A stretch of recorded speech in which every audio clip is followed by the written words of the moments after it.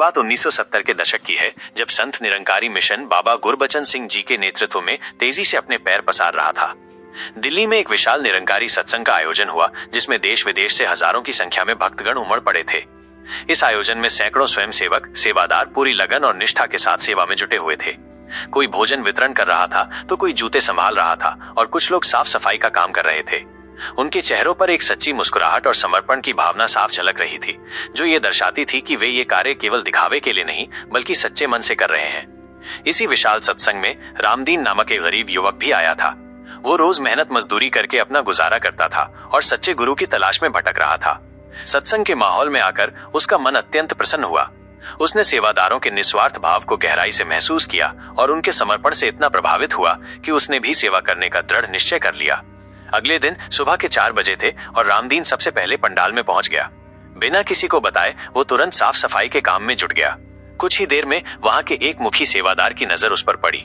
उन्होंने देखा कि रामदीन बिना किसी ड्यूटी के पूरे मन से सेवा कर रहा है। उस सेवादार ने उसे रोका नहीं, बल्कि उसके इस अद्भुत समर्पण की सराहना की और उसे भोजन वितरण की महत्वपूर्ण सेवा सौंप दी। रामदीन ने पूरे 3 दिन तक बिना किसी आराम के पूरी लगन और निष्ठा के साथ अपनी सेवा जारी रखी। सत्संग समाप्त होने के बाद सभी भक्तगण अपने अपने घरों को लौट गए और रामदीन भी अपने गांव वापस आ गया। लेकिन इस अनुभव ने उसके जीवन में एक गहरा और अमिट परिवर्तन ला दिया था।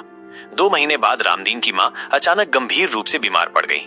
उसके पास उनके इलाज के लिए पैसे नहीं थे और तमाम कोशिशों के बावजूद उसे कहीं से कोई मदद नहीं मिल पा रही थी। हताश होकर वो एक एकांत जगह पर बैठकर फूट फूट कर रोने लगा।